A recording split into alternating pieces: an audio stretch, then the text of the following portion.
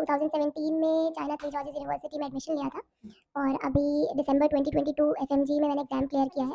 India हो या बाहर, अगर पढ़ रहे हैं, बेसिक्स क्लियर है, तो एफएमजी एक क्वालिफाइंग एग्जाम है, वो निकलेगा और फर्स्ट अटेम्प्ट में ही निकलता है। इवन अभी तो पासिंग रेशियो इतना ज़्यादा हाई हो गया है।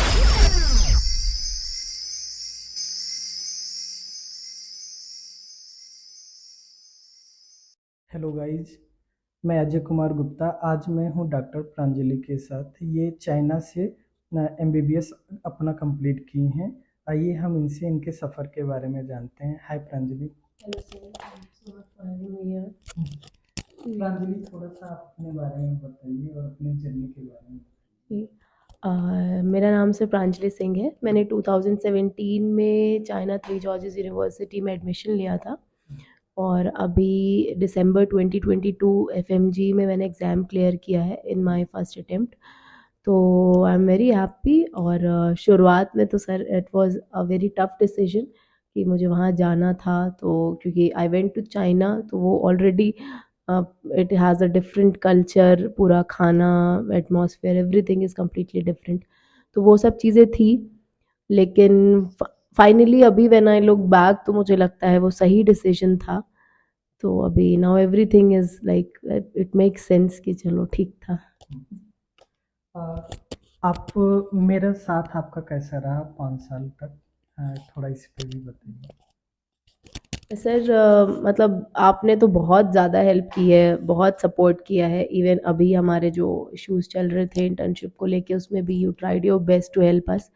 तो सर ये तो मतलब शुरुआत में I was actually very sceptical about it, कि क्योंकि बहुत सारे ऑप्शंस होते हैं सर कि किसके थ्रू जाएं। इतना सारा नेट पे इतने सारा एजेंसीज हैं, कंसल्टेंट्स हैं।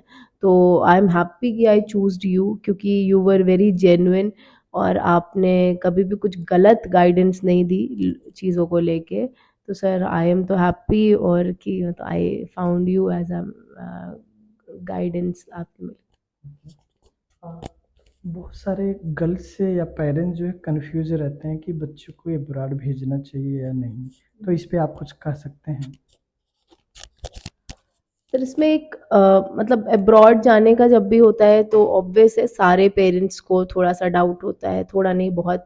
और when it comes to females, तो गर्ल्स को लेके तो बहुत ज़्यादा दिमाग में चीज़ें होती हैं उनकी सिक्योरिटी को लेके। तो सर वो चीज़ें हैं, अगर पहली चीज़ है तो सबको यही कोशिश करनी है कि इंडिया में मिल जाता है।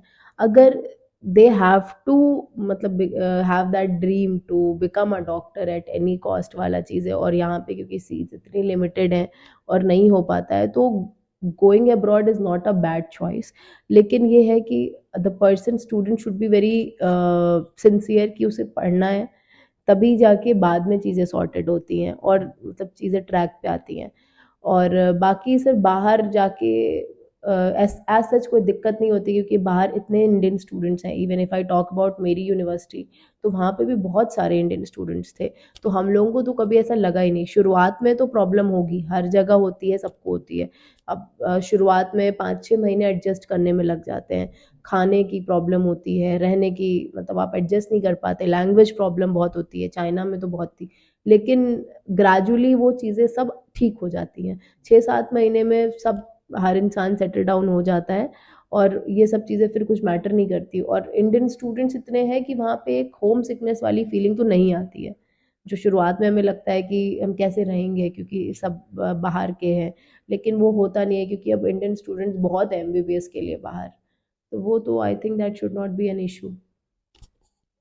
बहुत सारे लोग जो है कंफ्यूज रहते हैं कि एफएमजी हमारा निकलेगा या आने वाले समय में नेक्स्ट हो रहा है, तो निकलेगा नहीं निकलेगा, इसके वजह से वो ड्रॉप भी कर देते हैं। कोई बीएमएस ले लेता है, कोई बीडीएस ले लेता है। आप इस पे क्या कह सकते हैं? अब सर मुझे ये लगता है कि एग्ज़ाम ना निकलने की कोई वजह नहीं है, क्योंकि FMG is a qualifying exam. वो कोई इतना टफ एग्ज़ाम नहीं है, कॉम्पिटिटिव एग्ज़ाम नहीं है, जो अगर आपके बेसिक्स क्लियर है, आपने पढ़ाई की है 5 साल, तो वो ना निकले।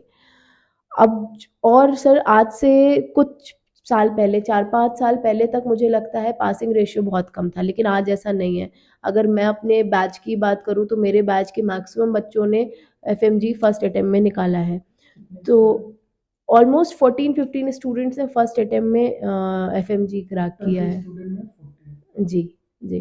तो क्योंकि सर वो पढ़ रहे हैं, अब मेरे बैच में मैं देखती थी कि मोस्टली सब पढ़ रहे होते थे, तो अगर सब पढ़ रहे हैं तो मैंने खुद ने जब देखा रिजल्ट कि जब सब पढ़ रहे हैं उनका रिजल्ट आ रहा है तो फिर और का क्यों नहीं आएगा। तो कंडीशन यही है सर, वो इंडिया हो या बाहर, अगर पढ़ रहे हैं, बेसिक्स क्लियर है, तो एफएमजी एक क्वालिफाइंग एग्जाम है, वो निकलेगा और फर्स्ट अटेम्प्ट में ही निकलता है। इवन अभी तो पासिंग रेशियो इतना ज़्यादा हाई हो गया है क्योंकि अभी स्टूडेंट्स वो बहुत सिंसियर हैं, उनको खुद पता है कि उन्हें थर्ड ईयर से सेकेंड ईयर से वो सीरियस हो जाते हैं पढ़ाई के लिए। तो अगर वो खुद पढ़ रहे हैं तो कोई रीज़न नहीं है एफएमजी ना निकलने का, और इवन फर्स्ट अटेम्प्ट में ही निकलता है। बट द थिंग इज़ कि दिमाग में एक चीज़ होनी चाहिए from the day when you join the college कि you have to clear FMG और next whatever it will be. First attempt में निकालने का अगर दिमाग में होता है तो हम उस अकॉर्डिंगली पढ़ाई करते हैं, उस हिसाब से टाइम पे सिंसियर हो जाते हैं।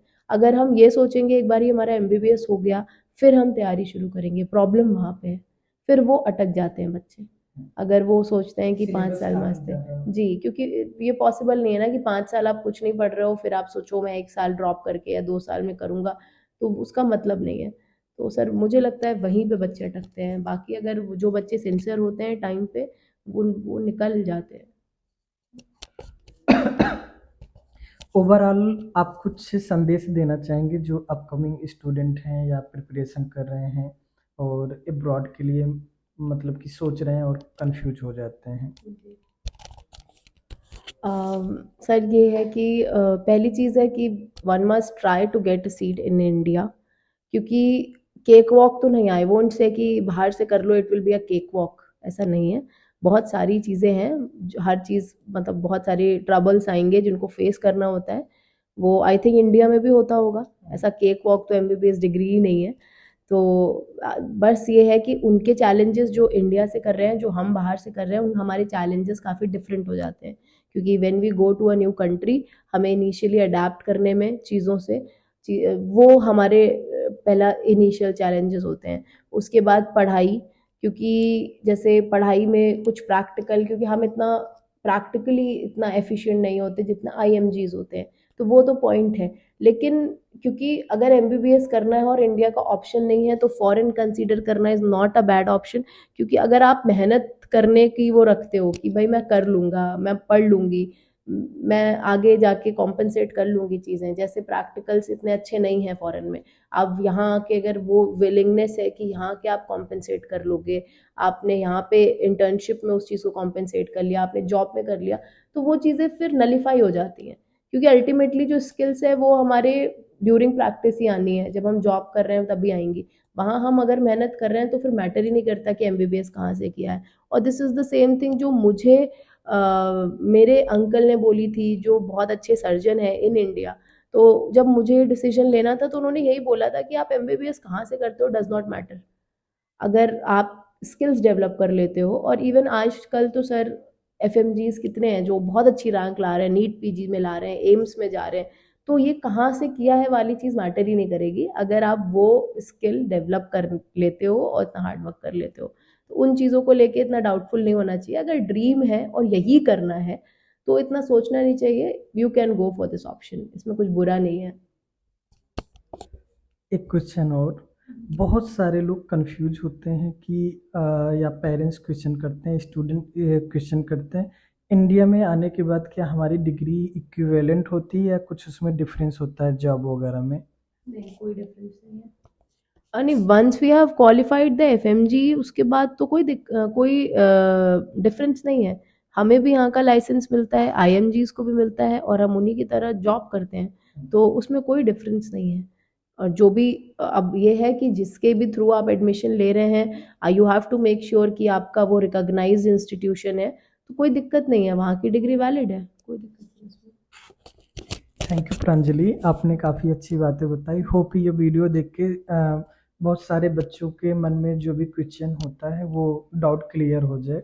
अगर किसी भी तरह की कोई भी ज़रूरत लगे आप हमसे कांटेक्ट कर सकते हैं। इवन अगर आपको प्रांजलि से बात करना है कि एमसीआई कैसे क्वालिफाई करना चाहिए और कैसे प्रिपरेशन करना चाहिए, तो हम उनका आपको नंबर भी प्रोवाइड कर सकते हैं। Thank you thank you so much.